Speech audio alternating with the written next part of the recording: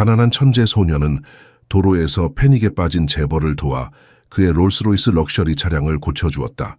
하지만 그는 그녀의 손가락에 있는 반지를 보는 순간 얼어붙었다. 그 반지를 알고 있었기 때문이다. 이 이야기 속에 진심으로 몰입해 계시다면 댓글에 풍요이라고 남겨주세요. 그렇게 하면 우리가 당신의 존재를 확인하고 경제적 어려움을 겪는 모든 이들에게 좋은 기운과 기도가 전해져 집안의 평화와 생계가 다시 자리하기를 함께 바라게 됩니다. 늦은 오후의 햇살이 시골길 위로 긴 그림자를 들이우던 때였다. 9살 소녀 한서연은 학교를 마치고 집으로 걸어가고 있었다.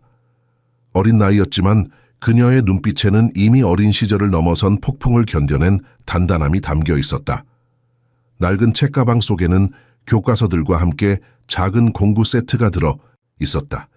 삼촌 윤태수가 선물한 그 공구들은 서연의 작은 어깨에 무게를 더했지만 그녀는 투덜대지 않았다.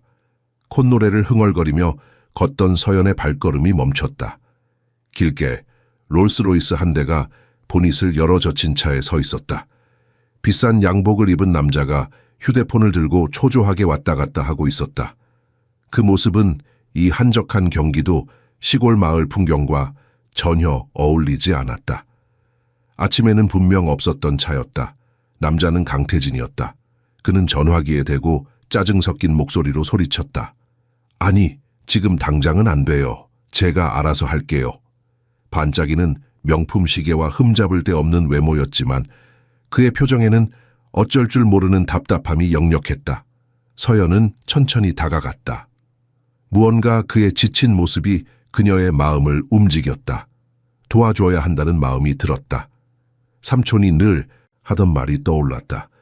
지식은 나눌 때만 의미가 있는 거란다, 서연아. 태진이 전화를 끊자 서연은 작은 목소리로 물었다.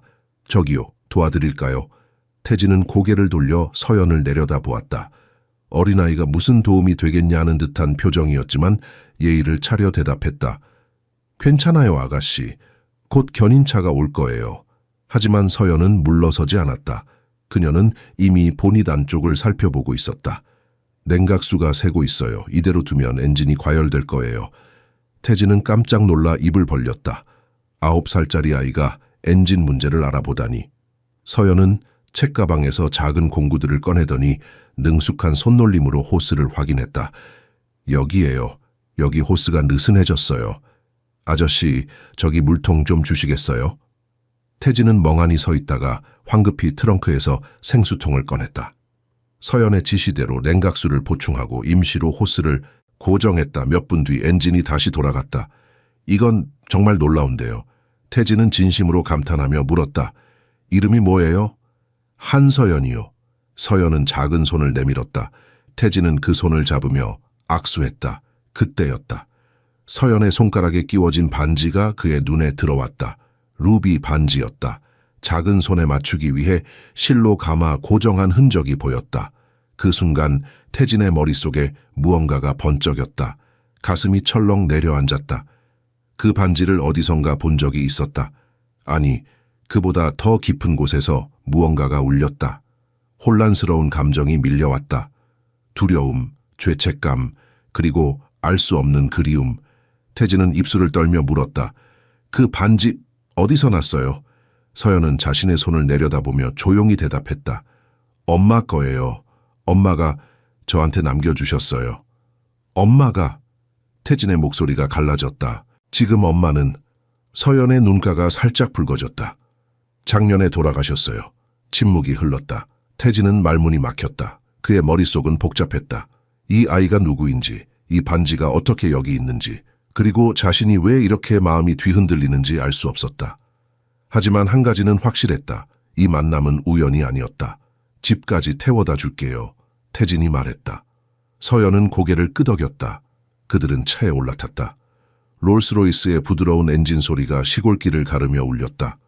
하지만 차 안의 공기는 무거웠다. 태진은 계속해서 백미러로 서연을 훔쳐보았다.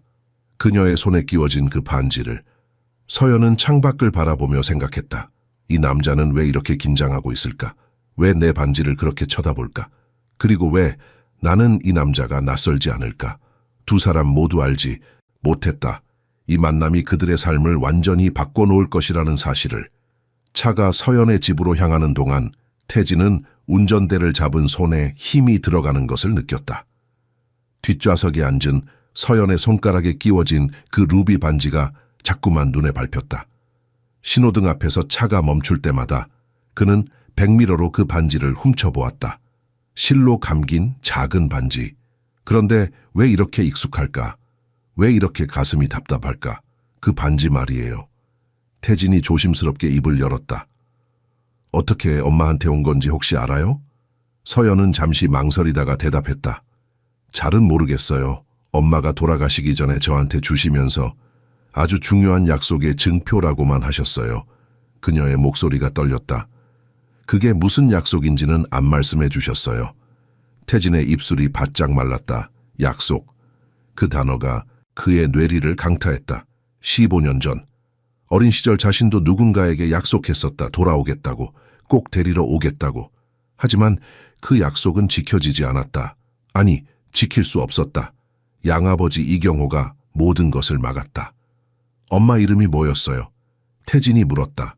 서연은 슬픈 눈으로 대답했다. 박미선이요. 작년에 병으로 돌아가셨어요. 태진은 그 이름을 머릿속에 새겼다. 박미선.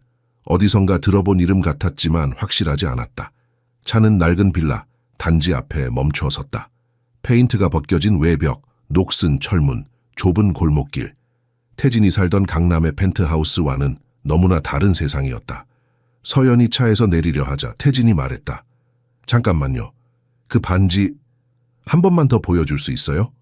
서연은 반지를 빼서 태진에게 건넸다. 태진은 떨리는 손으로 그것을 받아 들었다. 작은 루비 돌 주위로 섬세하게 새겨진 무늬가 보였다. 작은 잎사귀들이 얽혀 있었고 그 중심에는 희미하지만 분명한 이니셜이 새겨져 있었다. 오. 태진의 얼굴이 하얗게 질렸다. 올리비아리, 그가 중얼거렸다.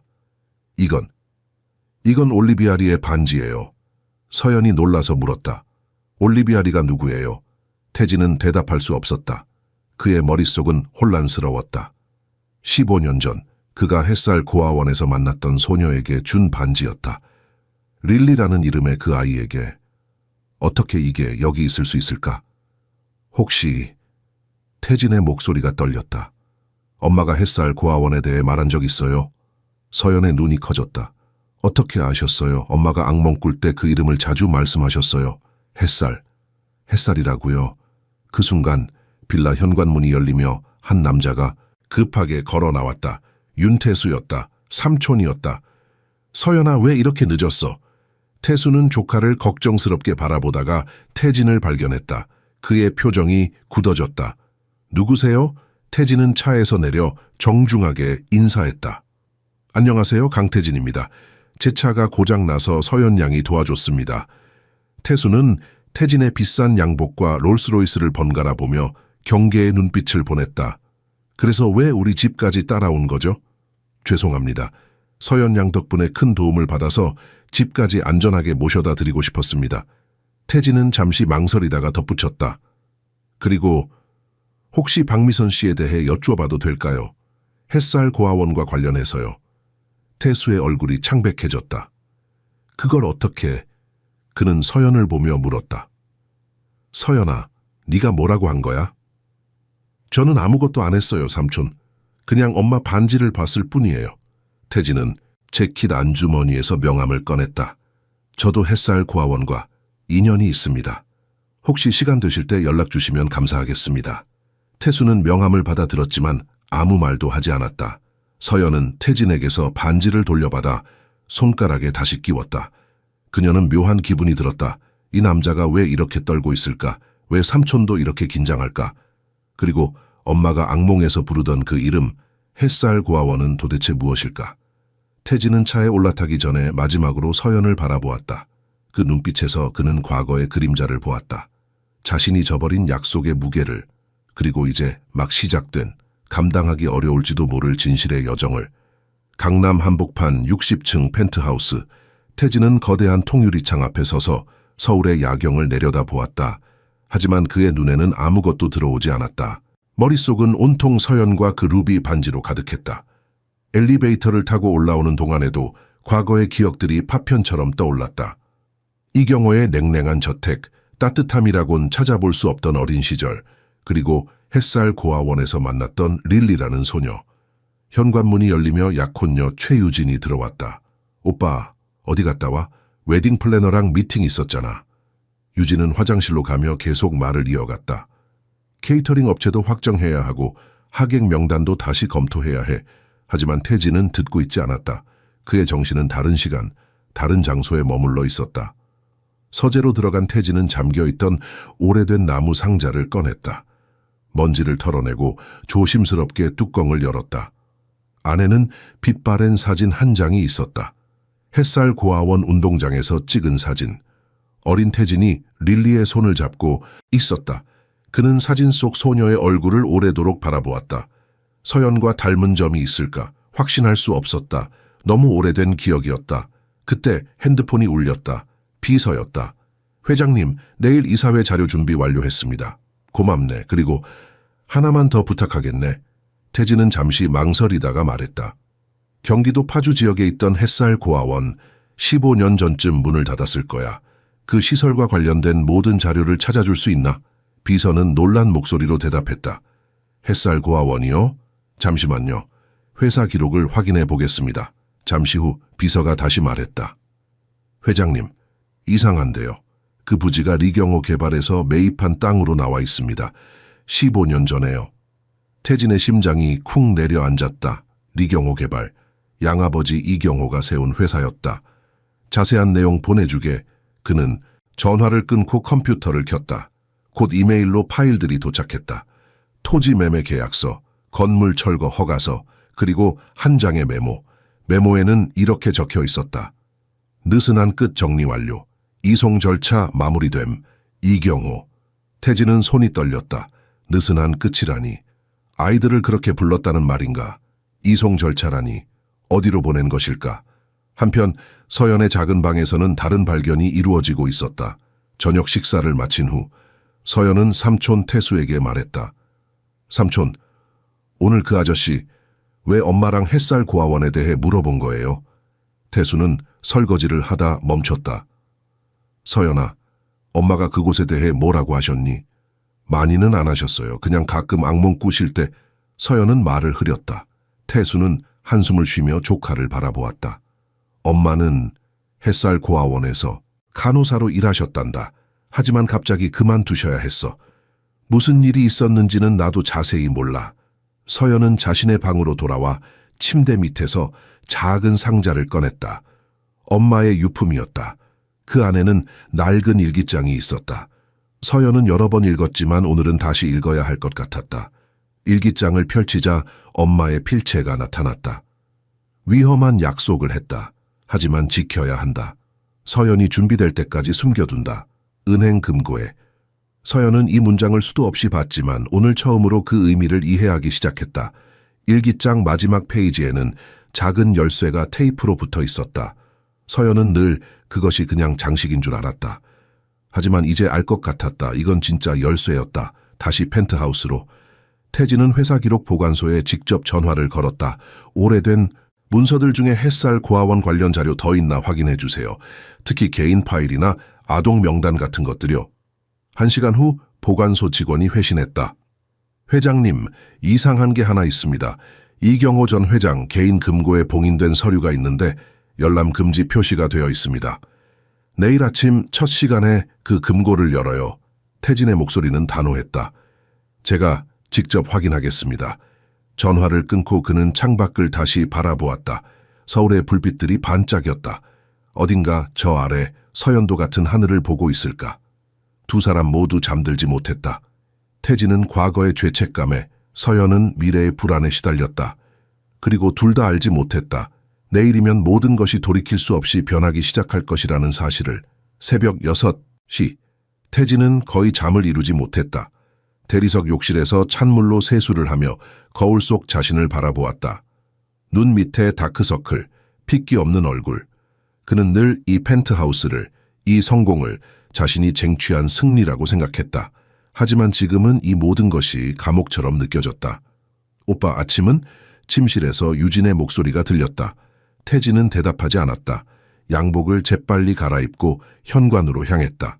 미안해 유진아, 급한 일이 생겨서. 또 요즘 너무 이상해. 무슨 일 있어? 하지만 태진은 이미 문을 닫고 나가고 있었다. 리경호 개발 본사 지하. 오래된 문서 보관소는 먼지 냄새와 곰팡이 냄새가 뒤섞여 있었다. 보관소 직원이 태진을 낡은 금고 앞으로 안내했다.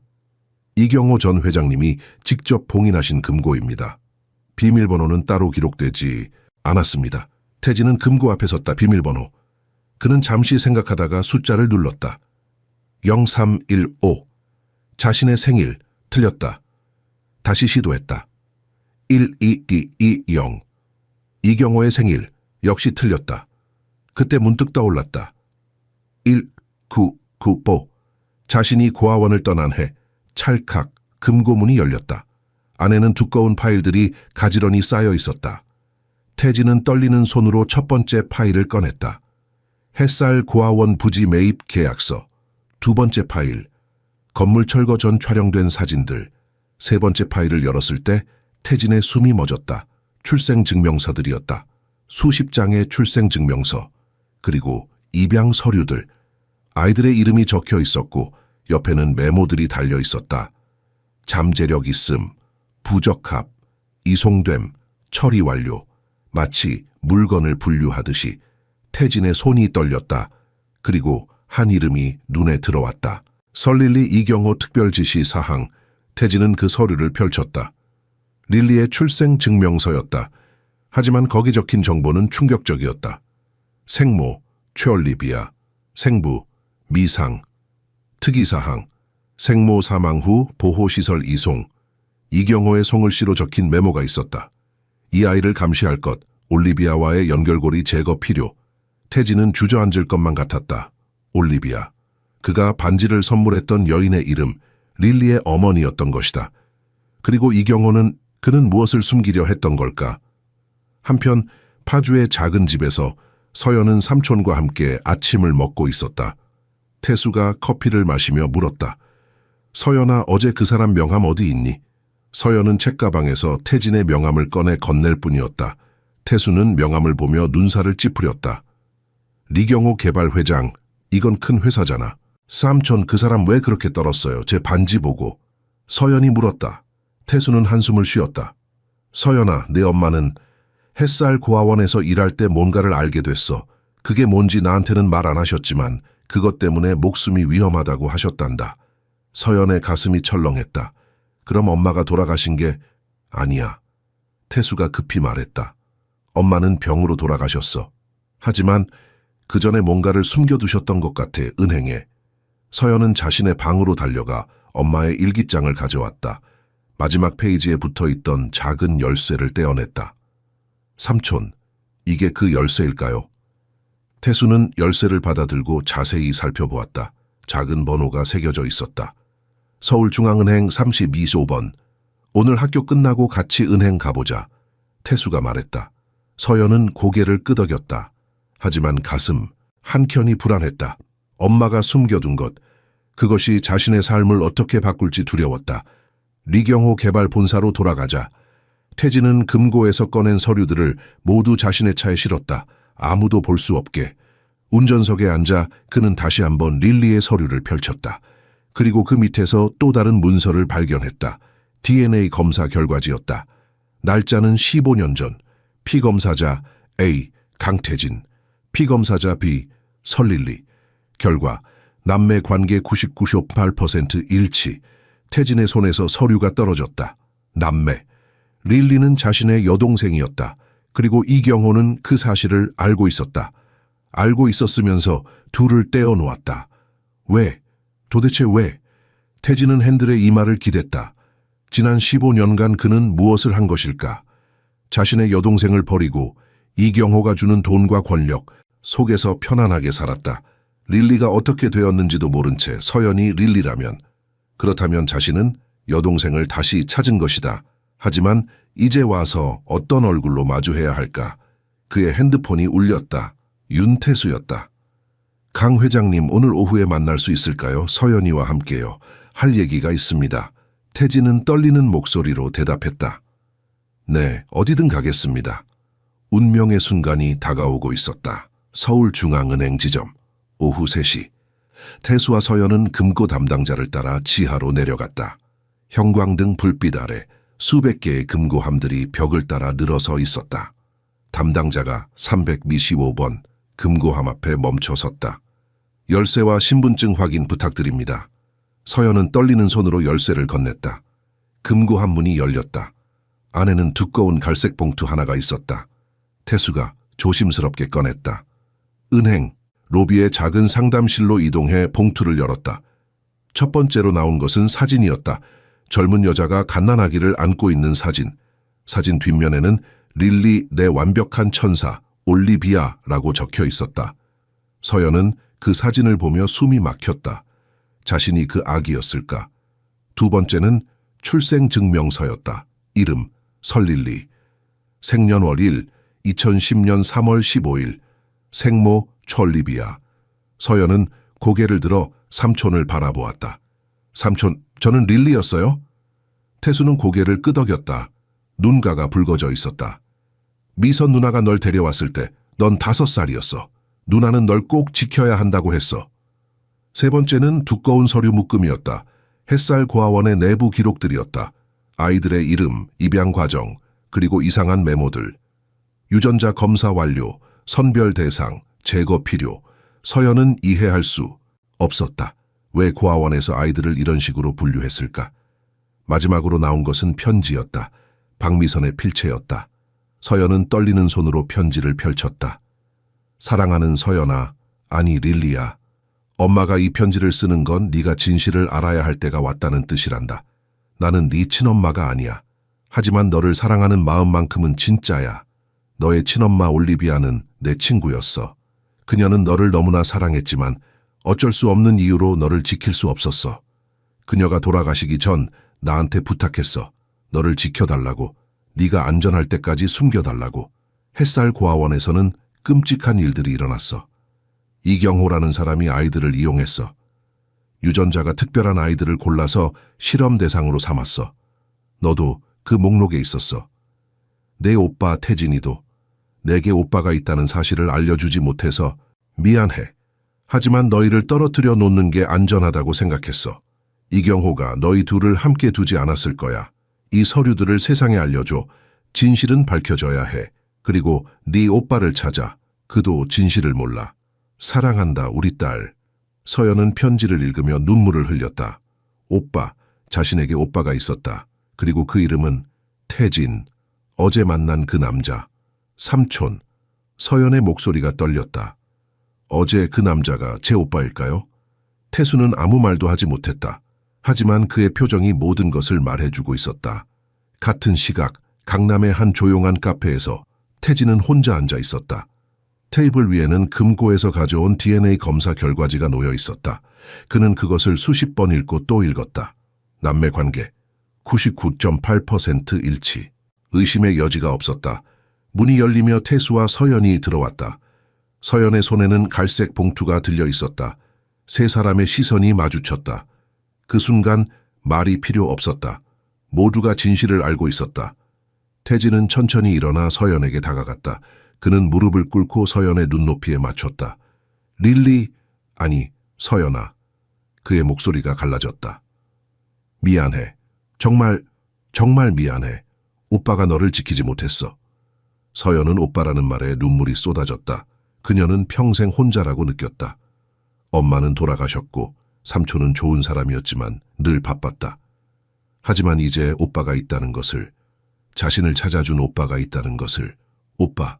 서연이 처음으로 그 단어를 입 밖으로 냈다. 태진은 서연을 꽉 안았다. 15년 만의 재회였다. 잃어버렸던 가족의 온기. 두 사람은 한참을 그렇게 울었다. 태수는 조용히 지켜보다가 자리에 앉았다. 그는 봉투에서 서류들을 꺼내 태진에게 보여주었다. 이게 미선 누나가 목숨 걸고 지킨 증거들입니다. 태진은 서류들을 하나하나 살펴보았다. 그의 얼굴이 점점 더 굳어졌다. 이경호를 태진이 이를 악물었다. 반드시 대가를 치르게 하겠습니다. 서연이 오빠의 손을 잡았다. 우리 함께해요, 오빠. 태진은 동생의 작은 손을 꽉 쥐었다. 그래, 이번엔 함께하자. 오빠가 지켜줄게. 카페 밖으로 석양이 지고 있었다. 하지만 이들에게는 새로운 아침이 시작되고 있었다. 진실을 밝힐 긴 싸움의 시작, 그리고 잃어버린 가족을 되찾은 기쁨의 시작. 그날 밤 태진은 펜트하우스로 돌아가지 않았다. 대신 파주의 작은 집, 서연이 사는 곳으로 향했다. 차 안에서 태수가 말했다. 회장님이 이런 곳에 오시는 게 불편하시진 않을까요? 태진은 고개를 저었다. 여기가 제 여동생이 사는 집입니다. 제가 가장 와야 할 곳이죠. 빌라 계단을 올라가며 태진은 자신이 살던 펜트하우스를 떠올렸다. 60층 높이, 대리석 바닥, 전망 좋은 통유리창. 하지만 그곳에는 온기가 없었다.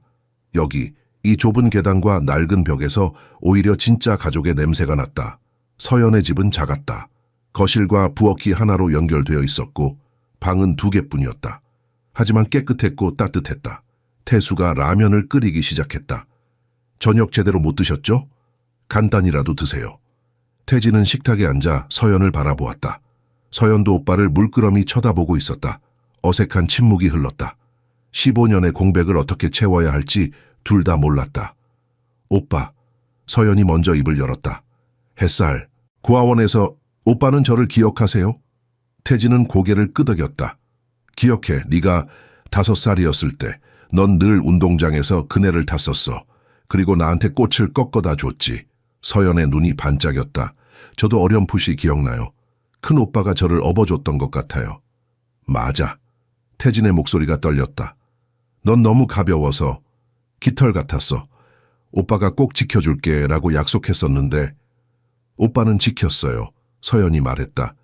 비록 함께 있지 못했지만 오빠가 저를 찾아줬잖아요. 태진은 눈물을 참으며 고개를 돌렸다. 태수가 라면을 테이블에 놓으며 말했다. 자, 우선 드세요. 배고프면 아무것도 할 수 없어요. 라면을 먹으며 태진은 자신의 이야기를 들려주었다. 고아원에서 이경회에게 입양된 일, 그가 얼마나 차갑고 냉정한 사람이었는지, 리경호 개발을 물려받기 위해 어떻게 훈련받았는지, 전 사랑받기 위해서가 아니라 도구로 키워졌어요. 완벽한 후계자가 되기 위해. 서연은 가슴이 아팠다. 오빠도 행복하지 않았구나. 그럼 약혼 여부는요? 사랑하시는 거예요? 태진은 쓴웃음을 지었다. 유진이는 이경호가 정해준 사람이에요. 사업상 필요한 결합이었죠. 사랑이라기보단. 그럼 오빠는 행복하지 않았어요. 서연이 물었다. 태진은 대답하지 못했다. 행복이 뭔지 몰랐다. 그저 살아왔을 뿐이었다. 이튿날 아침 세 사람은 변호사 사무실로 향했다. 태진이 신뢰하는 변호사 정민호였다. 민호는 서류들을 꼼꼼히 검토하며 고개를 끄덕였다. 이 정도면 검찰 조사를 요청할 수 있습니다. 하지만 이경호 회장은 영향력이 막강합니다. 쉽지 않을 겁니다. 그래도 해야 합니다. 태진이 단호하게 말했다. 더 이상 이 진실을 숨길 수 없어요. 민호는 잠시 생각하더니 말했다. 그럼 우선 언론에 제보하는 게 어떨까요? 여론이 먼저 움직이면 검찰도 무시하지 못할 겁니다. 위험하지 않을까요? 태수가 걱정스럽게 물었다. 이경호가 가만히 있지 않을 텐데. 그래서 보호가 필요합니다. 민호가 서류를 정리하며 말했다. 서연 양과 태수 씨는 우선 안전한 곳으로 피신하시는 게 좋겠습니다. 하지만 서연이 고개를 저었다. 싫어요. 저도 싸울 거예요. 엄마가 목숨 걸고 지킨 진실이에요. 제가 도망치면 안 돼요. 태진은 동생의 단호한 눈빛을 보며 가슴이 뭉클했다. 9살밖에 안 된 아이가 이렇게 강할 수 있다니. 알았어. 태진이 말했다. 그럼 우리 집으로 가자. 거기가 더 안전해. 경비도 철저하고. 서연과 태수는 고개를 끄덕였다. 그렇게 세 사람은 강남 펜트하우스로 이동했다. 펜트하우스에 도착하자 유진이 있었다. 오빠, 어제 왜 안 들어왔어? 전화도 안 받고. 그녀는 태진 옆에 선 서연과 태수를 보며 멈칫했다. 이분들은 누구세요? 유진아, 할 얘기가 있어. 태진이 말했다. 그는 유진을 서재로 데려가 모든 것을 설명했다. 자신의 과거, 서연이 동생이라는 것, 이경호의 범죄, 그리고 앞으로 벌어질 일들. 유진은 충격을 받은 표정이었다. 그럼 우리 결혼은? 미안해. 태진이 말했다.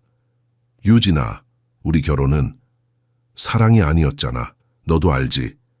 유진은 한참을 아무 말도 하지 못하다가 고개를 끄덕였다. 알아. 사실 나도 알고 있었어. 우리가 서로를 사랑하지 않는다는 거.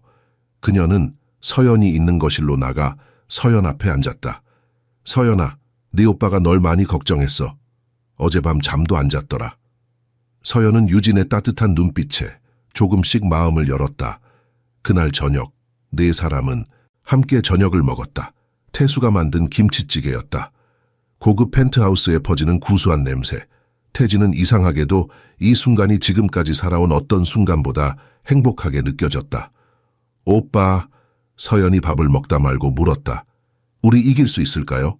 태진은 동생의 손을 잡았다. 이길 거야. 우리는 진실을 가지고 있잖아. 그리고 이제 혼자가 아니야. 서연은 오빠의 손을 꽉 쥐었다. 그래, 이제 혼자가 아니었다. 함께 싸울 가족이 생겼다. 새벽 4시, 펜트하우스는 고요했지만 태진은 잠들 수 없었다. 서재에 앉아 노트북 화면을 응시했다. 화면에는 이경호의 사진이 떠 있었다. 양아버지. 아니, 이제 그렇게 부를 수 없었다. 그는 괴물이었다. 아이들을 실험 대상으로 삼은 괴물. 키보드를 두드리며 태진은 이경호와 관련된 모든 거래 내역을 추적했다. 15년 전부터 현재까지 이상한 점들이 보였다. 해외 계좌로 빠져나간 거액의 돈들, 용도 불명의 연구 자금, 그리고 여러 고아원들과의 계약서. 오빠, 안 주무세요? 문이 살짝 열리며 서연의 목소리가 들렸다. 태진은 고개를 돌렸다. 서연은 너무 큰 잠옷을 입고 서 있었다. 유진이 빌려준 것이었다. 너도 잠이 안 와? 서연은 고개를 끄덕이며 들어왔다. 무서운 꿈을 꿨어요. 엄마가 나타나서 조심하라고 했어요. 태진은 의자를 하나 더 당기며 동생을 앉혔다. 엄마가 우릴 지켜주실 거야. 오빠는 무섭지 않아요. 이경호 아저씨. 아니, 그 사람이 우리를 해칠까 봐. 서연의 목소리가 떨렸다. 태진은 동생의 손을 잡았다. 무서워. 하지만 더 무서운 건 아무것도 안 하는 거야. 더 많은 아이들이 다칠까 봐. 그게 더 무서워. 서연은 오빠의 손을 꽉 쥐었다. 그의 손이 따뜻했다. 오빠, 엄마가 일기장에 이런 말 썼어요. 용기는 두렵지 않은 게 아니라 두려워도 나아가는 것이라고. 태진은 미소 지었다. 현명한 분이셨구나. 그는 화면을 서연에게 보여주었다. 봐, 이경호가 연결된 고아원이 햇살만 있었던 게 아니야. 전국에 5곳이 더 있어. 모두 비슷한 시기에 문을 닫았어. 그럼 거기 아이들도... 서연이 숨을 멈췄다. 그래, 우리처럼. 태진의 목소리가 단단해졌다. 그래서 멈춰야 해, 이 사슬을. 해가 뜨자 변호사 민호가 펜트하우스로 왔다. 그는 두꺼운 서류 가방을 들고 있었다. 기자를 섭외했습니다. 조선일보의 베테랑 탐사보도 기자예요. 신뢰할 수 있는 사람입니다. 언제 만나죠? 태진이 물었다. 오늘 오후 2시, 비공개 장소에서요.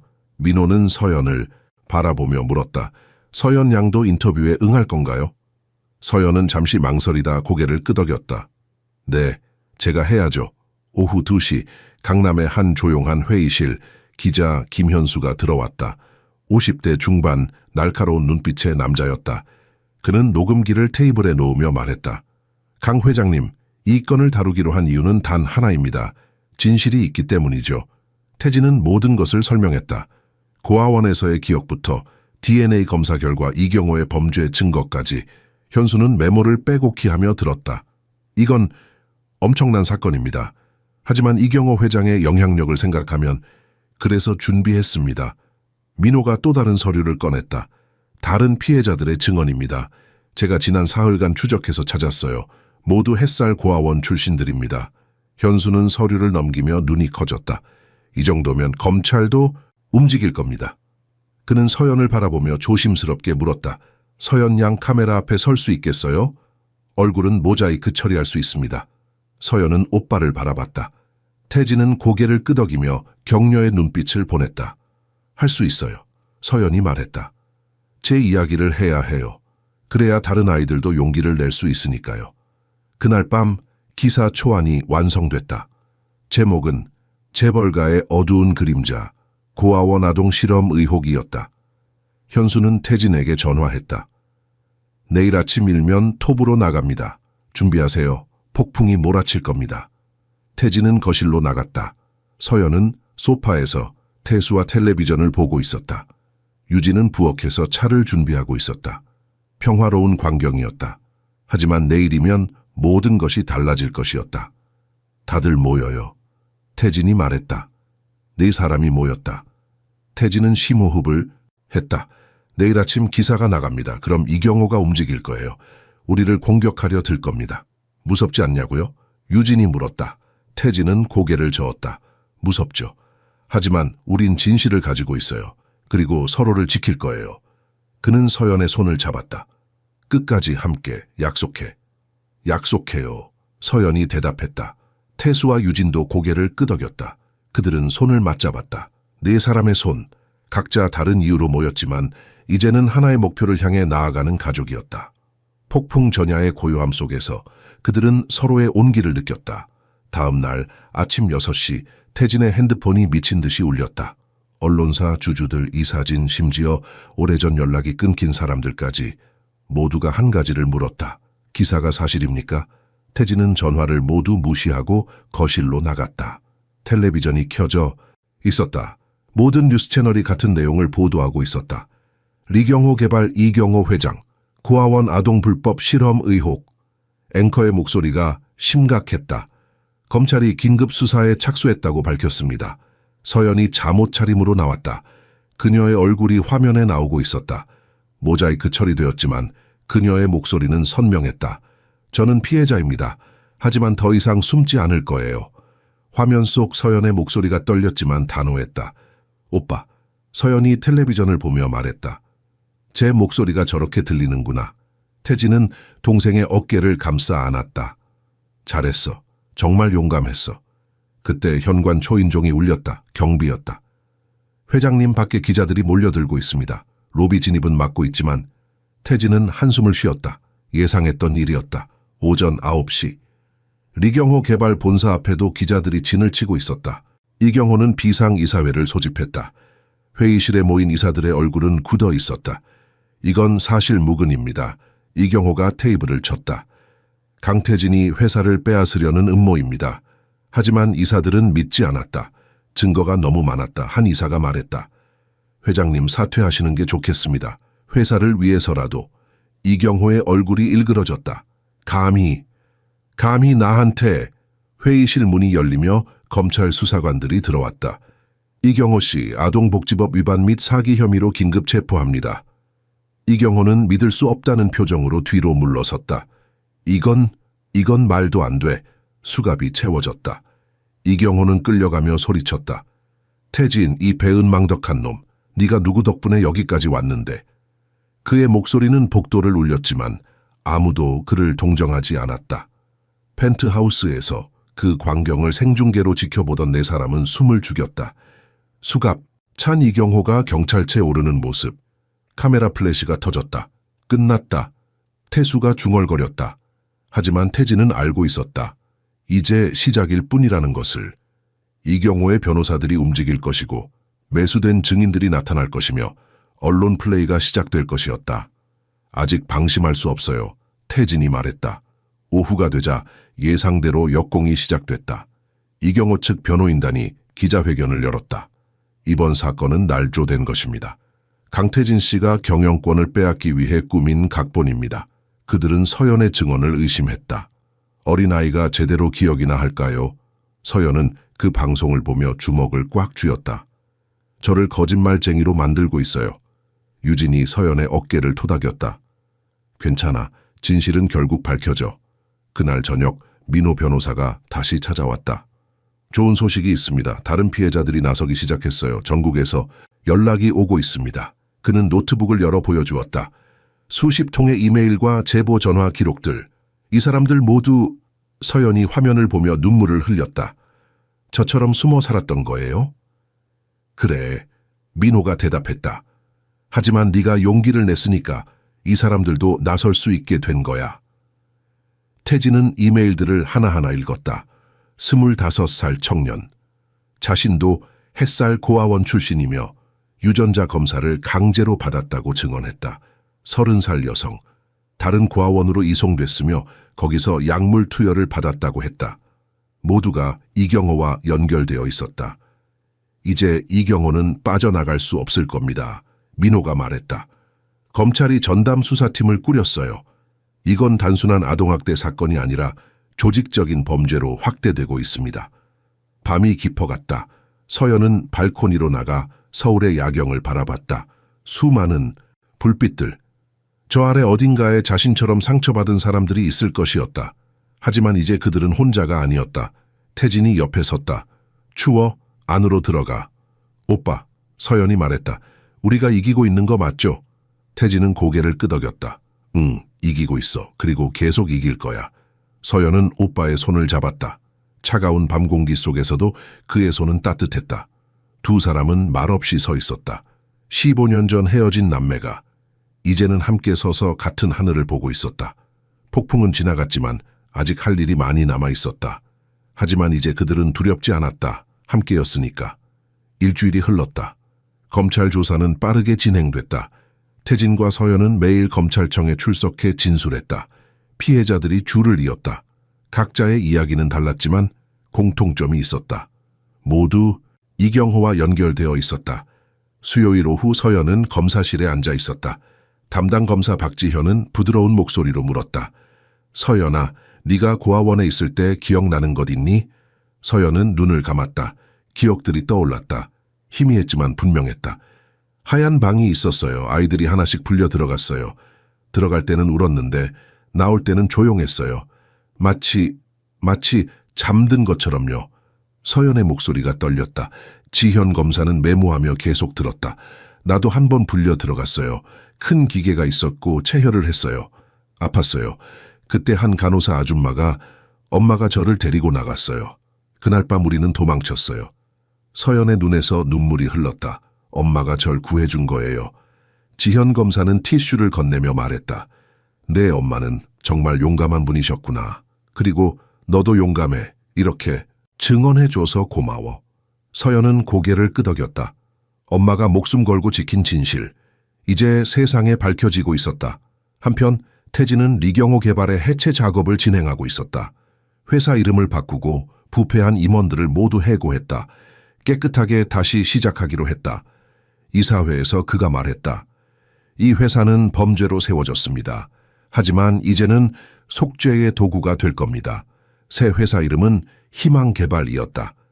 모든 이익금의 30%는 고아원 지원 기금으로 쓰기로 했다. 주주들은 처음엔 반발했지만 태진의 결의를 보고 결국 동의했다. 금요일 저녁 펜트하우스에 특별한 손님이 찾아왔다. 한 여인이었다. 50대 초반으로 보이는 그녀는 떨리는 손으로 초인종을 눌렀다. 태진이 문을 열자 그녀는 눈물을 흘렸다. 당신이 태진이니? 여인의 목소리가 떨렸다. 태진은 어리둥절했다. 죄송하지만 누구시죠? 여인은 가방에서 낡은 사진을 꺼냈다. 그 사진에는 어린 태진과 릴리 그리고 이 여인이 함께 있었다. 나는 최올리비아야, 너희 엄마. 그녀의 말에 태진은 얼어붙었다. 올리비아. 죽었다고 알고 있던 그 사람. 서연이 거실에서 뛰어나왔다. 누구세요, 오빠? 올리비아는 서연을 보자 무릎을 꿇었다. 릴리, 내 딸. 그녀는 흐느꼈다. 미안해. 정말 미안해. 엄마가 너희를 지키지 못했어. 거실로 들어간 올리비아는 모든 것을 설명했다. 그녀는 죽지 않았다. 이경호가 죽은 것처럼 위장했고 그녀를 해외로 추방했다. 나는 태진이와 릴리의 친엄마야. 이경호는. 그는 내가 거부하자 복수했어. 너희를 빼앗고 실험 대상으로 삼으려 했어. 왜 이제야 나타나셨어요? 태진이 차갑게 물었다.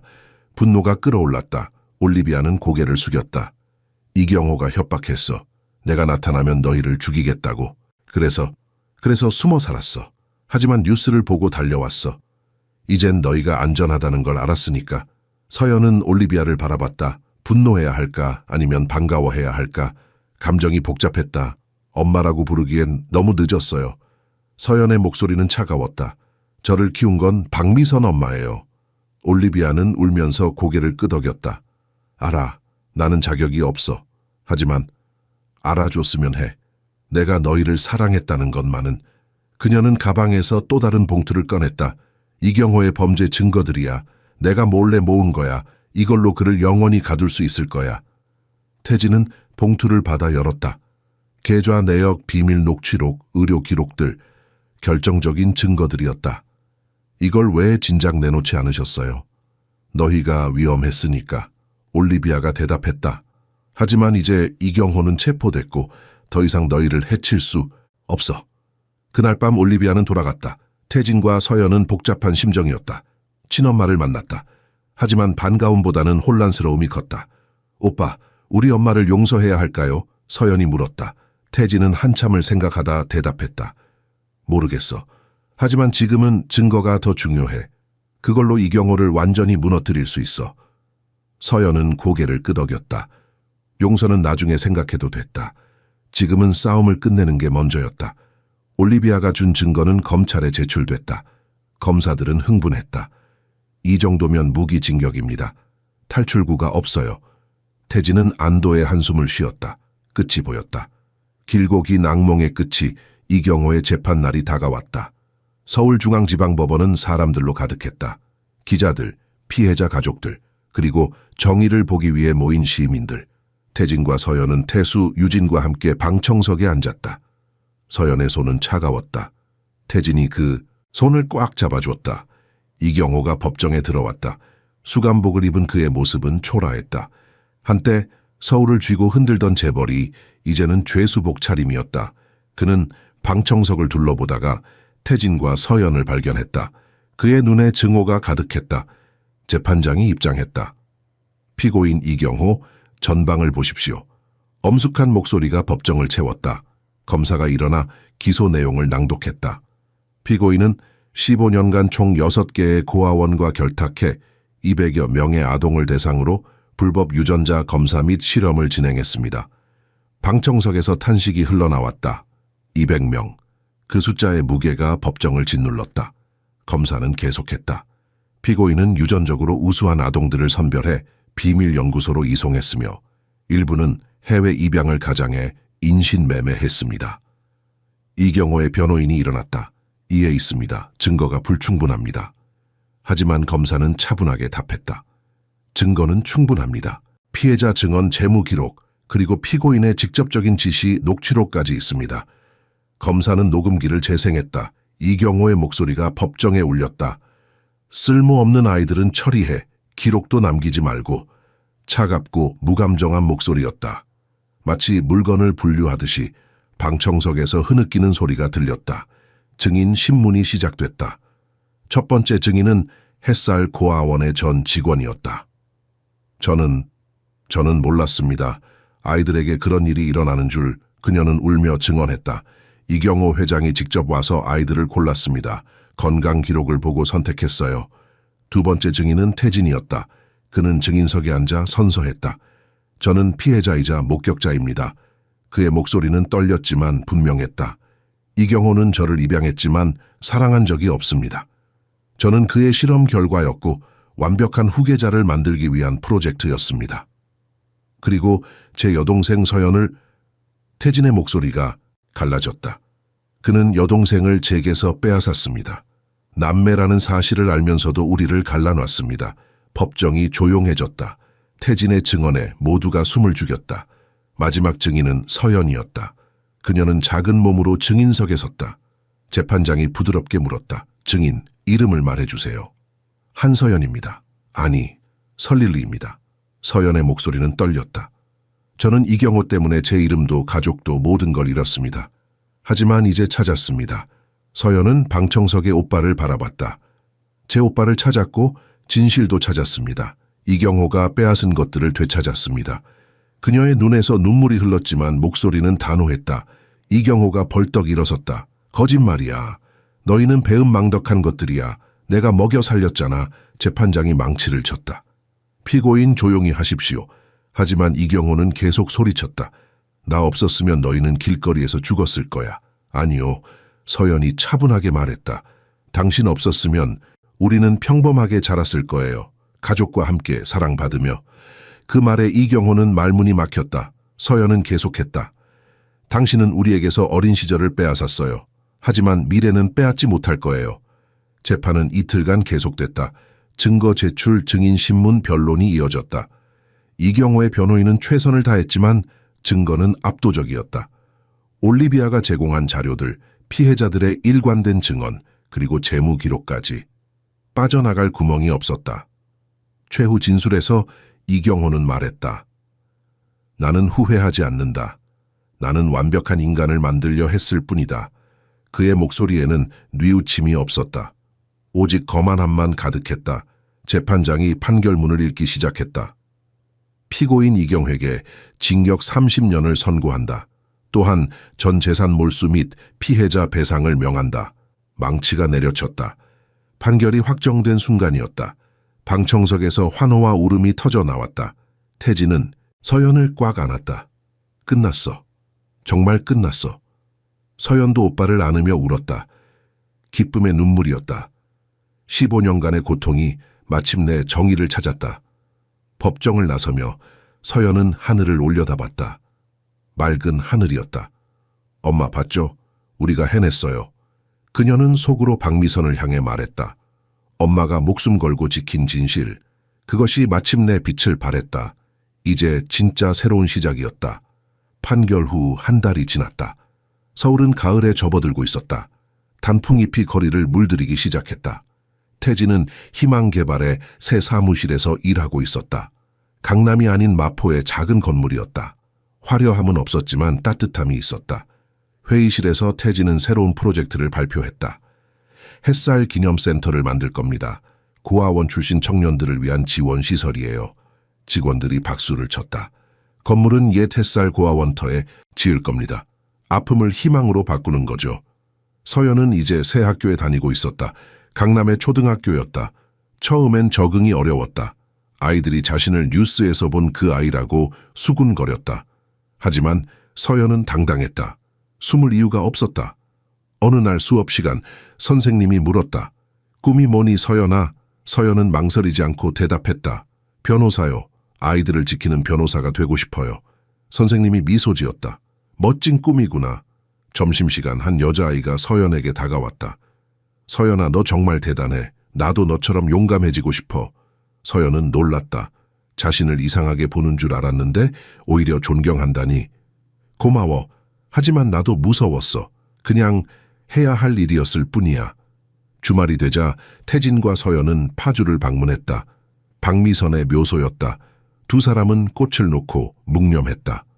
엄마, 우리 해냈어요. 서연이 속삭였다. 엄마가 지켜준 진실로 많은 사람들을 구했어요. 태진도 무릎을 꿇고 절했다. 어머니, 서연이를 지켜주셔서 감사합니다. 이제 제가 지킬게요. 평생 지킬게요. 바람이 불어와 나무잎들을 흔들었다. 마치 미선이 대답하는 것 같았다. 묘소를 떠나며 서연이 물었다. 오빠, 올리비아 아줌마는 어떻게 된 거예요?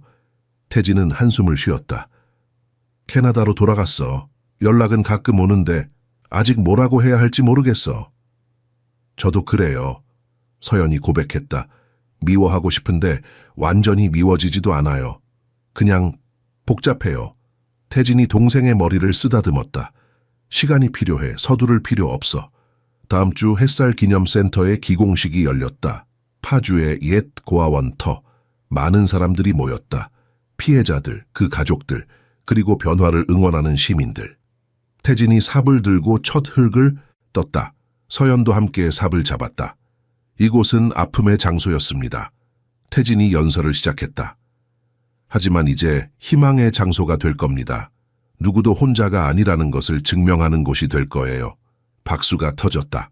서연은 오빠의 손을 꽉 잡았다. 기공식이 끝나고 태진과 서연은 센터가 들어설 자리를 걸었다. 여기가 우리가 처음 헤어진 곳이에요? 서연이 물었다. 그런 것 같아. 태진이 대답했다. 하지만 이제 여기서 다시 만난 거야, 영원히.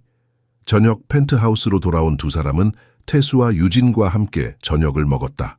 유진이 파스타를 만들었다. 요리 실력이 늘었네? 태진이 놀라며 말했다. 서연이가 가르쳐줬어. 유진이 웃으며 대답했다.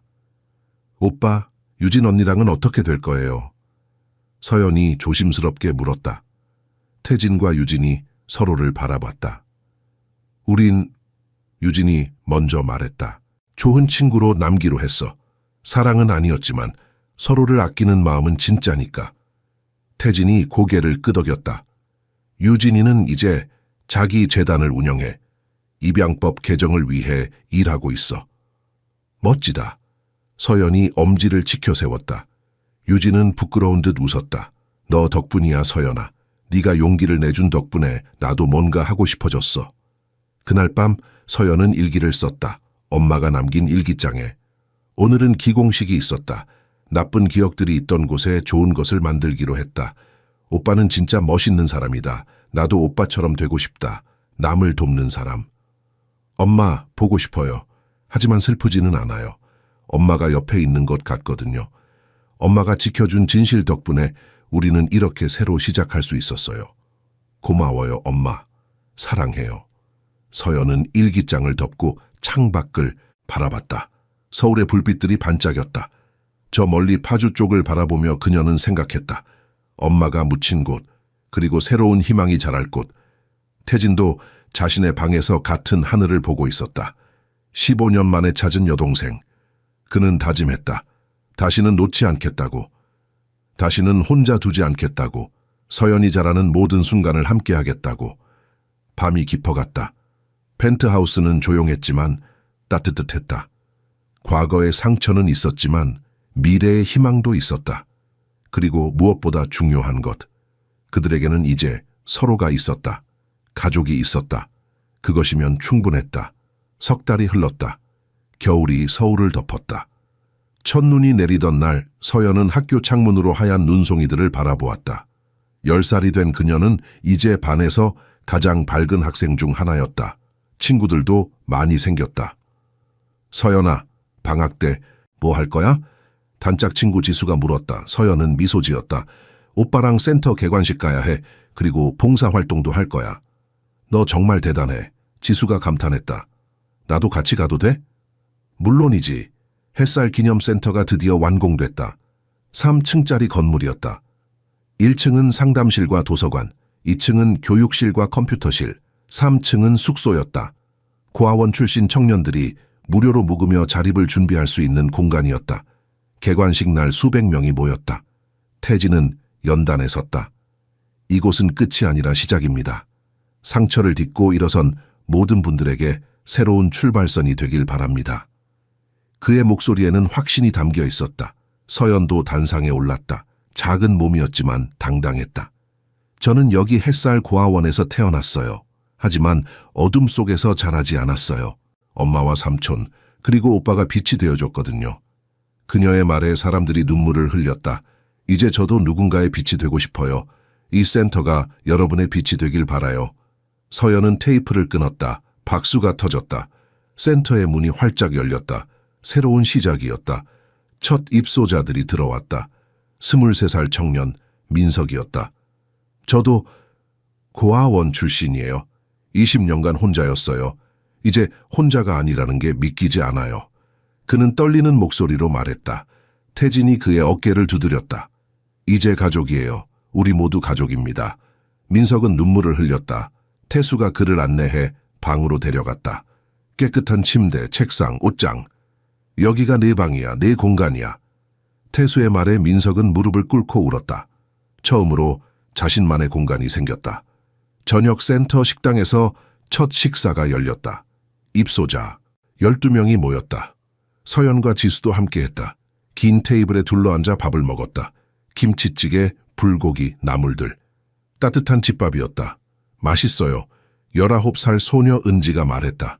이렇게 따뜻한 밥은 처음이에요. 태수가 웃으며 밥을 더 떠주었다. 많이 먹어. 이제 굶을 일 없어. 식사 후 모두 거실로 모였다. 벽난로에 불이 타오르고 있었다. 태진이 말했다. 여기서는 규칙이 하나만 있어요. 서로를 존중하는 것. 그것만 지키면 돼요. 여러분은 자유예요. 정말 믿어도 돼요? 20살 청년 준호가 조심스럽게 물었다. 물론이죠. 서연이 대답했다. 저도 여기서 자유를 찾았어요. 여러분도 찾을 거예요. 밤이 깊어지자 사람들은 하나둘 방으로 들어갔다. 서연과 태진은 센터를 둘러보며 걸었다. 오빠, 우리 잘하고 있는 거 맞죠? 서연이 물었다. 태진은 고개를 끄덕였다. 엄마가 기뻐하실 거야. 미선 어머니도, 올리비아도. 올리비아 아줌마. 서연이 잠시 말을 멈췄다. 오빠는 그 사람을 용서했어요. 태진은 한참을 생각했다. 완전히는 아니야. 하지만 이해하려고 해. 그녀도 피해자였으니까. 서연은 고개를 끄덕였다. 용서는 쉽지 않았다. 하지만 미움으로는 앞으로 나아갈 수 없었다. 언젠가는 용서할 수 있을 거예요. 시간이 필요할 뿐이죠. 센터를 나서며 두 사람은 하늘을 올려다봤다. 별이 총총했다. 오빠, 엄마가 저 별 중 하나일까요? 그럴 거야. 태진이 대답했다.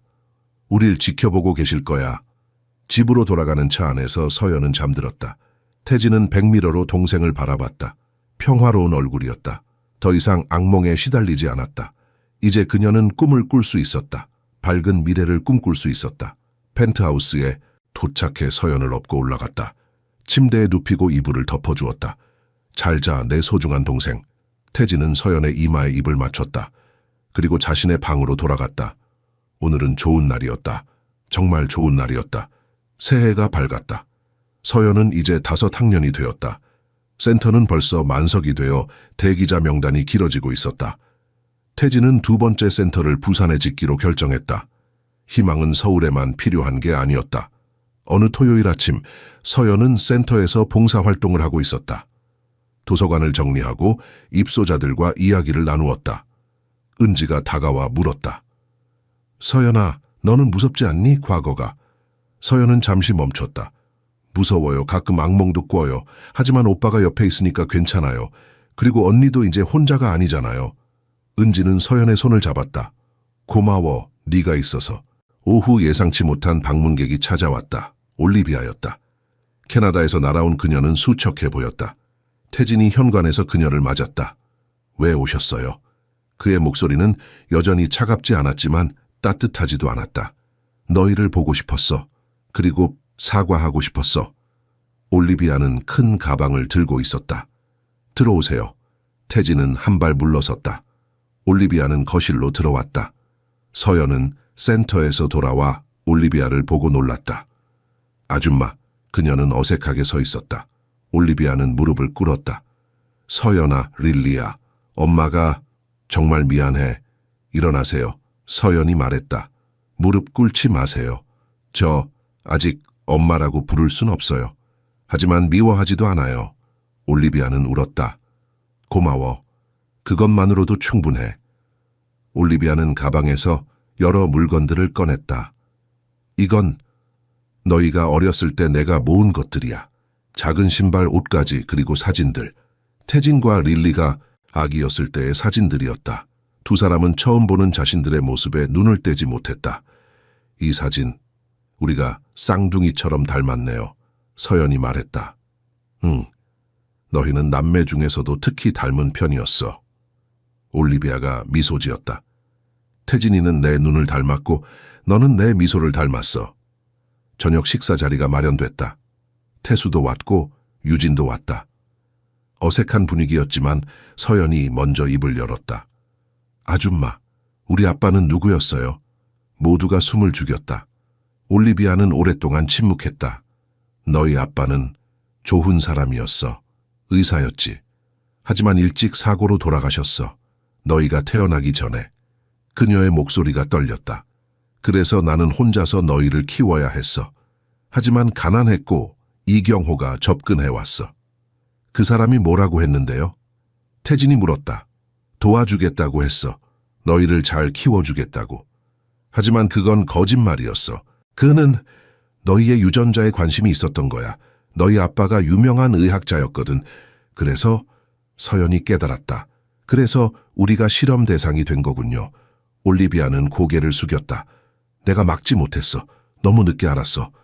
그래서 미선에게 부탁한 거야. 적어도 릴리만이라도 구해달라고.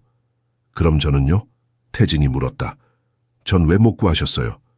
이경호가 널 이미 입양 절차에 올렸어. 법적으로 그의 아들이 된 거야. 빼낼 방법이 없었어. 올리비아는 울먹였다. 매일 너를 생각했어. 너를 버린 게 아니야. 어쩔 수 없었던 거야. 식탁은 조용했다. 모두가 각자의 생각에 잠겨 있었다. 태수가 먼저 입을 열었다. 올리비아 씨, 과거는 바꿀 수 없어요. 하지만 지금은 바꿀 수 있죠. 여기 계시면서 아이들과 시간을 보내는 게 어때요? 올리비아는 놀란 표정으로 태수를 바라봤다. 정말 괜찮을까요? 태진과 서연이 서로를 바라봤다. 서연이 먼저 고개를 끄덕였다. 태진도 따라 끄덕였다. 일주일만요, 태진이 말했다. 일주일 지내보고 다시 생각해요. 올리비아는 감격해서 울었다. 고마워, 정말 고마워. 유진이 그녀의 어깨를 토닥였다. 괜찮아요. 우리 모두 두 번째 기회는 받을 자격이 있어요. 그날 밤 올리비아는 객실에서 잤다. 서연은 잠들기 전 오빠 방으로 갔다. 오빠, 우리 잘한 거 맞죠? 모르겠어. 태진이 솔직하게 말했다. 하지만 시도는 해봐야지. 안 그러면 평생 궁금할 테니까. 오빠는 엄마라고 부를 수 있을 것 같아요? 서연이 물었다. 태진은 고개를 저었다. 아직은 아니야. 하지만 언젠가는 그럴 수 있을지도 몰라. 서연은 미소 지었다. 저도 그래요. 천천히 가요, 오빠. 복도에서 이 대화를 듣고 있던 올리비아는 조용히 눈물을 흘렸다. 천천히. 그래, 천천히면 됐다. 지금은 이것만으로도 충분했다. 아이들이 자신을 받아들이려 노력하고 있다는 것, 그것만으로도 감사했다. 일주일이 빠르게 지나갔다. 올리비아는 매일 아침 서연을 위해 아침을 준비했다. 처음엔 어색했지만 점차 익숙해졌다. 서연은 아줌마 대신 올리비아 씨라고 부르기 시작했다. 작은 변화였지만 올리비아에게는 큰 의미였다. 목요일 저녁 네 사람은 함께 센터를 방문했다. 올리비아는 입소자들과 이야기를 나누며 그들의 이야기를 들었다. 민석이 말했다. 저는 평생 부모님 얼굴을 몰라요. 누가 낳았는지도 모르고요. 올리비아는 그의 손을 잡았다. 미안해. 내 부모는 아니지만 미안해. 민석은 놀랐다. 왜 사과하세요? 세상의 모든 어른들이 너희를 지켜야 했는데 그러지 못했잖니. 올리비아의 눈에 눈물이 고였다. 그날 밤 집으로 돌아오는 차 안에서 태진이 말했다. 올리비아 씨, 계속 여기 계시는 게 어때요? 센터에서 상담사로 일하시면 좋을 것 같아요. 올리비아는 믿을 수 없다는 표정으로 그를 바라봤다. 정말 괜찮을까?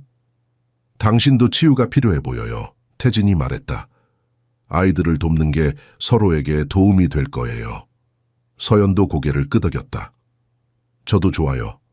올리비아 씨가 옆에 있으면 안심이 돼요. 올리비아는 두 손으로 얼굴을 가렸다. 고마워. 정말 고마워. 그녀는 흐느꼈다. 15년 만에 아이들 곁으로 돌아왔다. 비록 엄마로서는 아니지만 그래도 함께 할 수 있다는 것만으로 감사했다. 다음 달 센터에 큰 변화가 생겼다. 전국 각지에서 기부가 쏟아졌다. 태진의 이야기가 언론에 다시 조명되면서 많은 사람들이 감동했다. 기업들도 협찬을 약속했다. 센터는 확장할 수 있게 됐다. 이사회가 열렸다. 태진, 태수, 유진, 올리비아 그리고 피해자 대표 민석까지 5명이 모여 앞으로의 계획을 논의했다. 부산센터는 다음 달에 착공합니다. 태진이 발표했다. 그리고 대구와 광주에도 센터를 짓는 걸 검토 중입니다. 자금은 충분한가요? 민석이 물었다. 충분해요. 유진이 대답했다. 제 재단에서도 지원하기로 했어요. 그리고 희망 개발의 수익금도 계속 투입될 거예요. 올리비아가 조심스럽게 말했다. 저도 제안이 하나 있어요. 해외에 있는 피해자들도 있어요. 이경호가 해외로 보낸 아이들이요. 그들도 찾아야 하지 않을까요? 모두가 올리비아를 바라봤다. 태진이 물었다. 해외요? 얼마나 되는데요? 제가 아는 것만 해도 30명은 돼요. 미국, 캐나다, 호주, 가짜 입양 서류로 보내졌어요. 회의실이 조용해졌다. 문제가 생각보다 컸다. 찾아야죠. 태수가 단호하게 말했다. 한 명도 빠짐없이. 그들도 진실을 알 권리가 있어요. 프로젝트 이름은 집으로로 정해졌다. 해외로 보내진 피해자들을 찾아 진실을 알리고 원하면 한국으로 돌아올 수 있게 돕는 프로젝트였다. 올리비아가 책임자가 됐다. 그녀가 가장 많은 정보를 가지고 있었으니까. 몇 주 후 첫 번째 성과가 나왔다. 캐나다에 사는 28살 청년 데이비드. 그는 한국 이름이 김영수였다. 올리비아의 연락을 받고 충격에 빠졌다.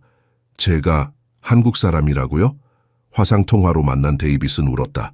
저는 제 뿌리를 찾고 싶었어요. 근데 입양 서류가 전부 위조된 거였군요. 태진이 말했다. 이제 알았어요. 그리고 우린 도울 거예요. 당신이 원한다면 한국에 올 수 있어요. 데이빗은 한 달 후 한국에 왔다. 인천공항에서 태진과 서연, 올리비아가 그를 맞았다. 환영합니다. 태진이 한국어로 말했다. 데이비스는 어색하게 웃었다. 감사합니다. 잘 못 알아듣지만요. 센터로 안내된 데이비스는 놀랐다. 이런 곳이 있다니. 그는 다른 입소자들을 만나며 울었다. 자신과 같은 처지의 사람들. 더 이상 혼자가 아니었다. 저녁 데이비스는 서연에게 물었다. 너는 어떻게 이 모든 걸 이겨냈니? 서연은 잠시 생각하다 대답했다. 혼자가 아니었어요. 가족이 있었고 싸워야 할 이유가 있었어요. 그리고 지금 당신도 혼자가 아니에요. 데이비스는 고개를 끄덕였다. 고마워. 너희 덕분에 나는 집을 찾았어. 아니에요. 서연이 말했다. 당신이 용기 내서 온 거예요. 우리는 그냥 문을 열어줬을 뿐이에요. 그날 밤 올리비아는 일기를 썼다. 오늘 영수를 만났다. 아니, 데이빗을. 그의 눈에서 나를 봤다. 잃어버린 아이들의 눈빛을. 이제 내가 할 일이 분명해졌다. 모두를 찾아야 한다. 그리고 집으로 데려와야 한다. 올리비아는 창밖을 바라봤다. 서울의 야경이 반짝였다. 어딘가에 아직도 길을 잃은 아이들이 있었다. 하지만 이제 그들을 찾을 방법이 있었다. 그리고 함께 싸울 가족이 있었다. 희망이 있었다. 1년이 흘렀다. 리경호 개발이라는 이름은 완전히 사라졌다. 이경호는 교도소에서 복역 중이었고 그의 재산은 모두 피해자 배상에 쓰였다.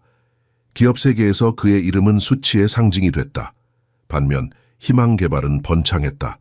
깨끗한 경영과 사회공헌으로 인정받아 여러 상을 받았다. 태진은 더 이상 재벌 2세가 아니라 사회적 기업가로 불렸다. 하지만 그는 그런 칭호에 관심 없었다. 중요한 건 변화였다. 햇살 기념센터는 이제 전국에 5곳이 됐다. 서울, 부산, 대구, 광주 그리고 제주. 총 200명이 넘는 청년들이 센터를 거쳐갔다. 대부분이 자립에 성공했다. 직업을 얻고 가정을 꾸리고 새로운 삶을 살기 시작했다. 서연은 이제 11살이 됐다. 6학년이 된 그녀는 반장이었다. 학교에서도 센터에서도 리더십을 발휘했다. 선생님들은 그녀를 자랑스러워했다. 서연이는 특별해요. 나이에 비해 너무 성숙하죠. 어느 토요일 서연은 센터에서 신입 입소자를 맞이하고 있었다. 16살 소녀 혜운이었다. 여기 정말 안전해요? 혜운이 떨리는 목소리로 물었다. 안전해요? 서연이 그녀의 손을 잡았다. 언니, 여기는 집이에요. 진짜 집. 혜운은 눈물을 흘렸다. 서연은 그녀를 안았다. 울어도 돼요. 참지 마요. 여기서는 참지 않아도 돼요. 혜운은 서연의 품에서 한참을 울었다. 그동안 참아왔던 모든 슬픔을 쏟아냈다. 한편 집으로 프로젝트는 큰 성과를 내고 있었다. 지난 1년간 42명의 해외 피해자를 찾았다. 그중 21명이 한국으로 돌아왔다. 나머지는 현지에 남기로 했지만 진실을 알게 된 것만으로도 위로가 됐다고 했다. 올리비아는 이제 완전히 프로젝트에 헌신했다. 그녀는 매주 해외 피해자들과 화상 통화를 하며 상담했다. 그들의 아픔을 듣고 길을 안내했다. 당신은 혼자가 아니에요. 그녀가 반복해서 말하는 문구였다. 어느 날 올리비아는 특별한 전화를 받았다. 호주에 사는 여성 샤론이었다. 저는 한국 이름이 이지혜였대요. 제 친엄마를 찾고 싶어요. 올리비아는 가슴이 뛰었다. 도와드릴게요. 반드시 찾아드릴게요. 조사 결과 지혜의 친엄마는 부산에 살고 있었다. 그녀는 딸이 죽었다고 알고 있었다. 이경호가 거짓 사망 신고를 했던 것이다. 올리비아가 전화했을 때 지혜의 엄마는 믿을 수 없어 했다. 거짓말이죠? 제 딸은 죽었어요. 살아있어요. 호주에 있어요. 올리비아의 목소리에 확신이 담겼다. 지혜의 엄마는 그 자리에 주저앉아 울었다. 내 딸이 살아있다고요? 한 달 후 부산센터에서 극적인 재회가 이루어졌다. 지혜가 비행기에서 내렸다. 공항에서 엄마를 만났다. 25년 만의 재회였다. 두 사람은 서로를 알아보고 달려가 껴안았다. 말이 필요 없었다. 눈물이 모든 걸 말해줬다. 엄마. 지혜가 한국어로 말했다. 서툴렀지만 분명했다. 보고 싶었어요. 엄마는 딸을 안고 울었다. 미안해. 엄마가 지키지 못해서 미안해. 그 광경을 지켜보던 서연도 울었다. 태진이 동생의 어깨를 감싸 안았다. 저희도 저렇게 만났었으면 좋았을 텐데. 서연이 말했다. 우리도 만났잖아. 태진이 말했다. 조금 늦었을 뿐이야. 저녁 센터에서 축하 파티가 열렸다. 지혜와 그녀의 엄마 그리고 입소자들이 모두 모였다. 올리비아가 건배를 제안했다. 오늘 우리는 한 가족이 다시 만나는 걸 축하합니다. 그리고 모든 잃어버린 가족들이 다시 만날 그날을 꿈꿉니다. 건배에 모두가 외쳤다. 웃음과 눈물이 뒤섞였다. 기쁨과 슬픔이 공존했다. 하지만 희망이 가장 컸다. 변화는 가능했다. 이미 일어나고 있었다. 밤, 서연은 일기에 썼다. 오늘 지혜 언니가 엄마를 만났다. 25년 만에. 너무 감동적이었다. 나도 언젠가 올리비아 씨를 엄마라고 부를 수 있을까? 모르겠다. 하지만 천천히 가면 된다. 오빠 말대로.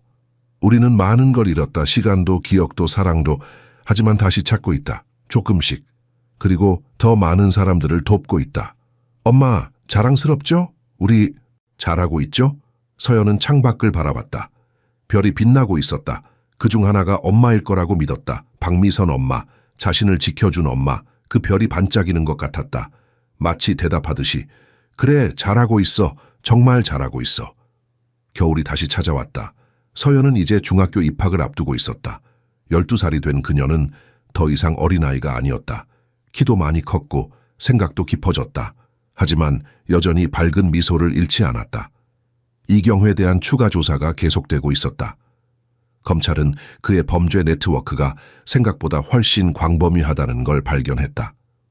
뇌물을 받은 공무원들, 위조 서류를 만든 브로커들 그리고 침묵을 지킨 의사들 모두가 하나씩 처벌받았다. 매주 새로운 증거가 나왔다. 유전자 조작 실험 문서, 불법 입양 계약서, 해외, 계좌 내역.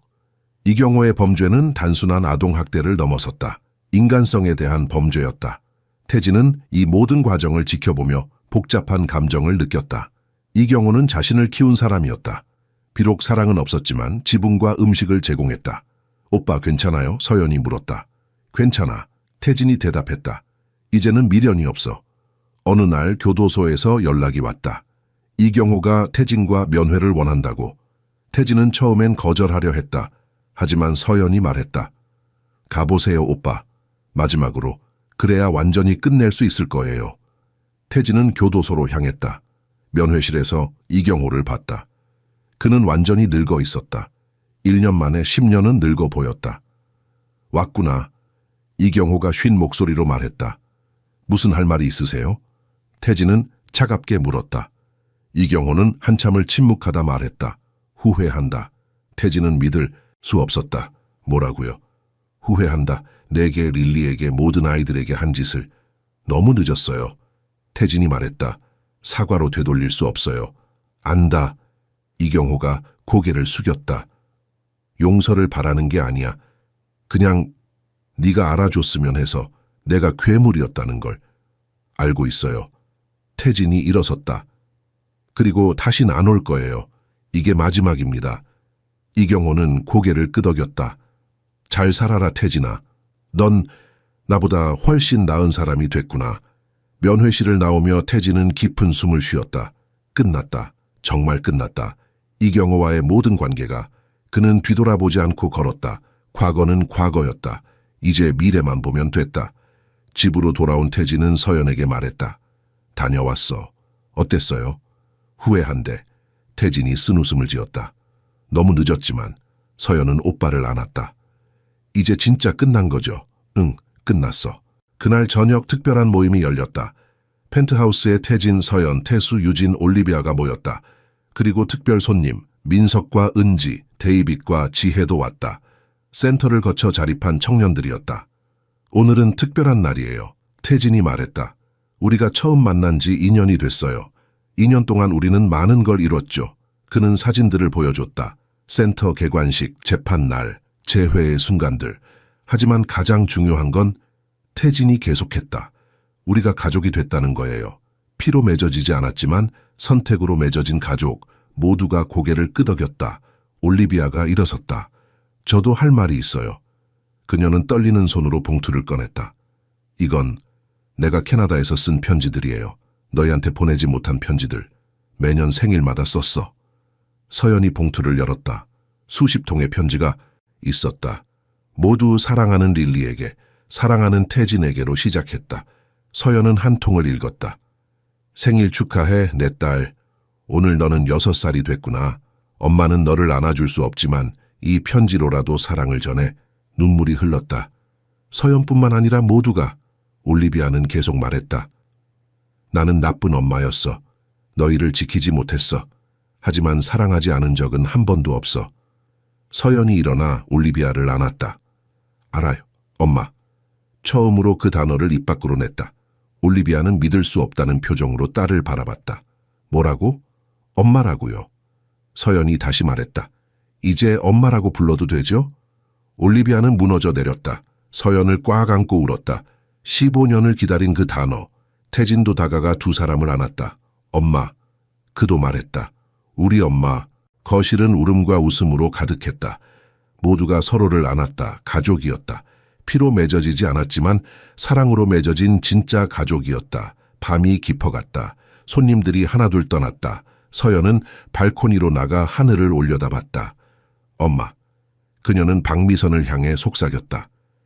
저 이제 두 엄마가 생겼어요. 하나는 하늘에, 하나는 여기에. 둘 다 사랑해요. 바람이 불어왔다. 따뜻한 바람이었다. 겨울인데도. 서연은 미소 지었다. 미선 엄마가 축복해 주는 것 같았다. 이제 괜찮다고.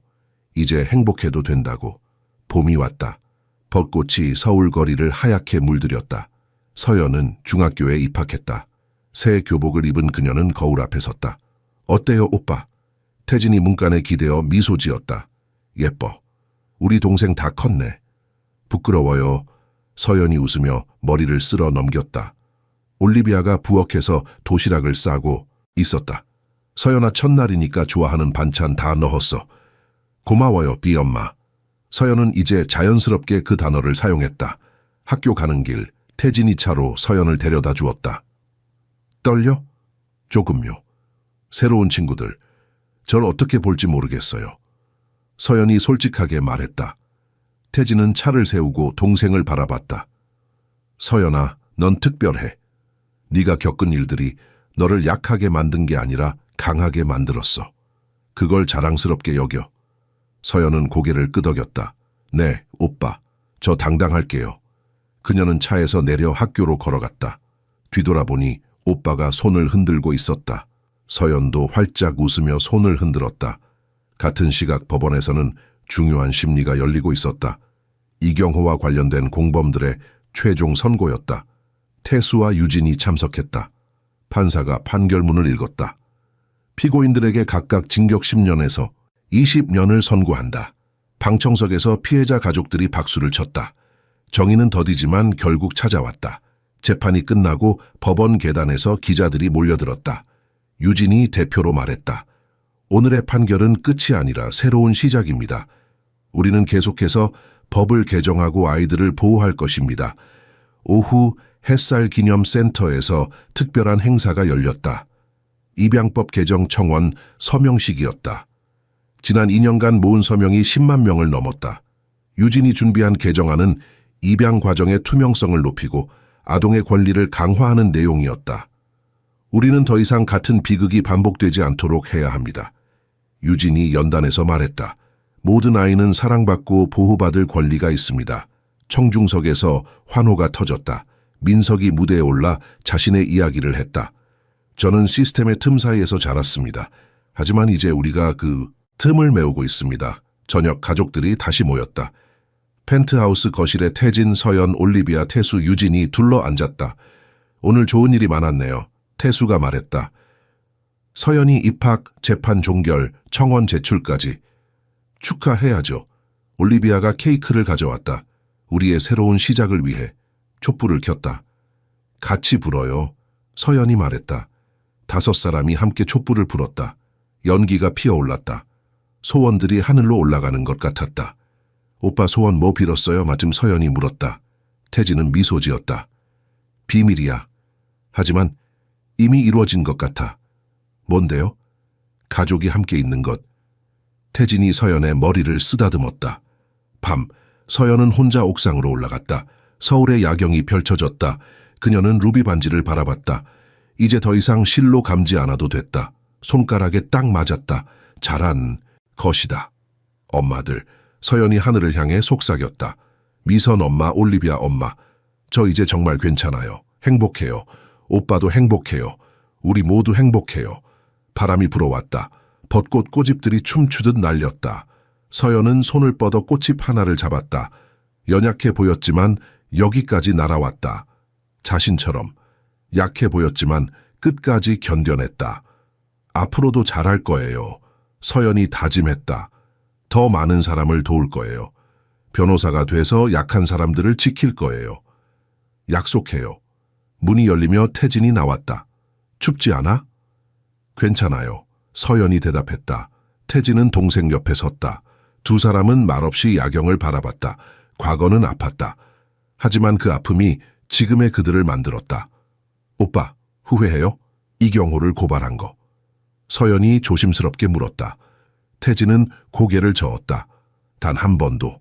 그건 옳은 일이었어. 그리고 덕분에 우리가 다시 만났잖아. 맞아요.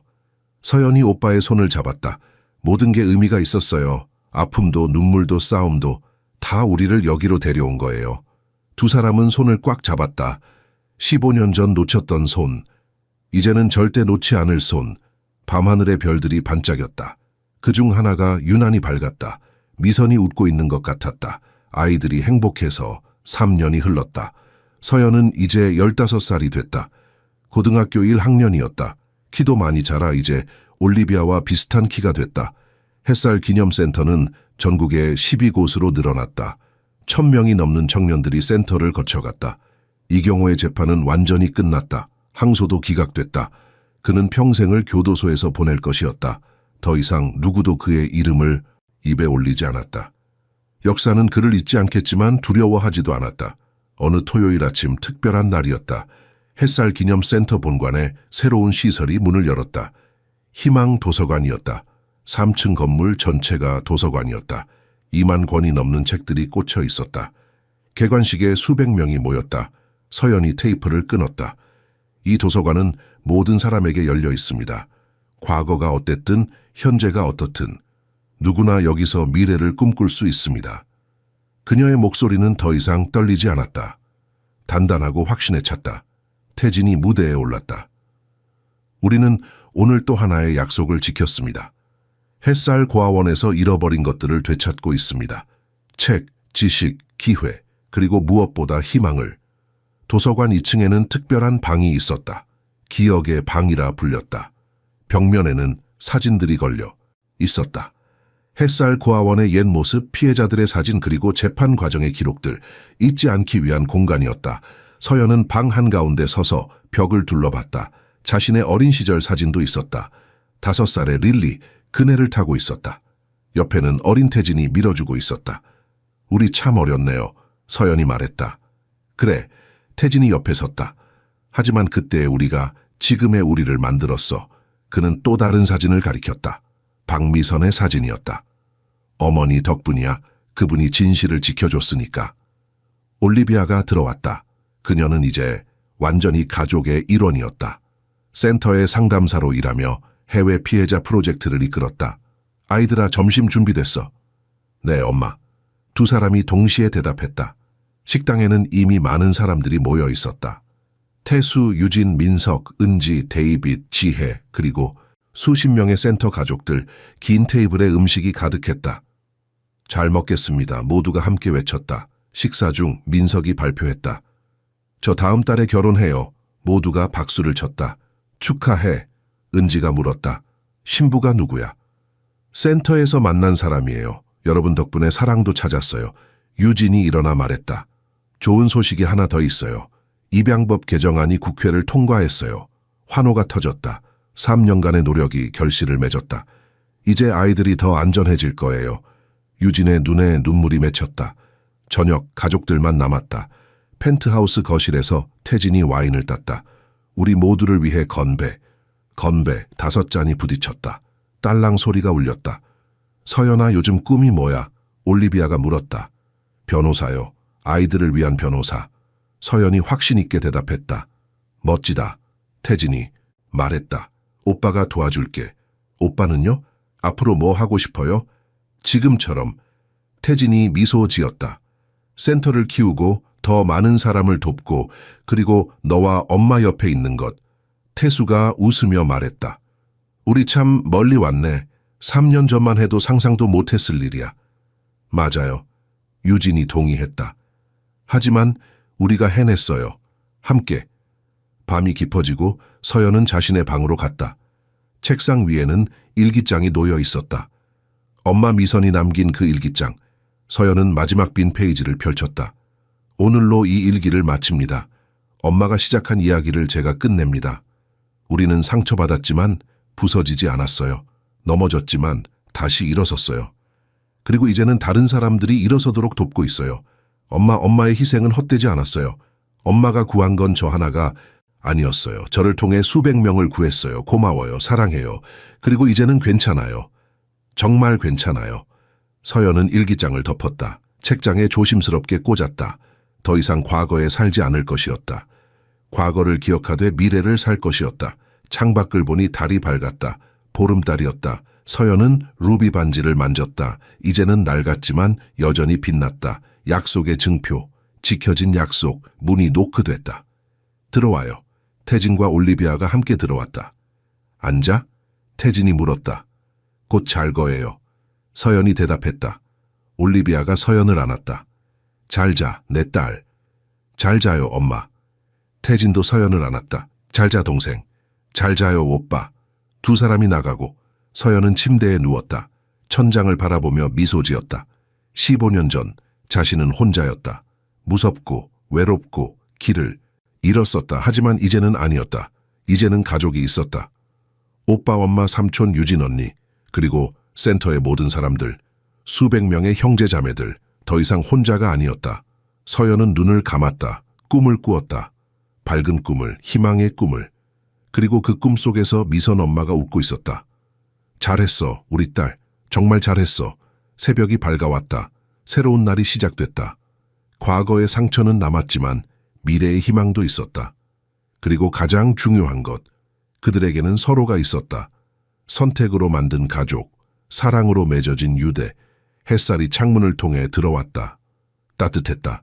희망의 빛이었다. 새로운 시작의 빛이었다. 그리고 끝없는 가능성의 빛이었다. 이야기는 끝났지만 삶은 계속됐다. 더 아름답게, 더 의미 있게, 더 함께.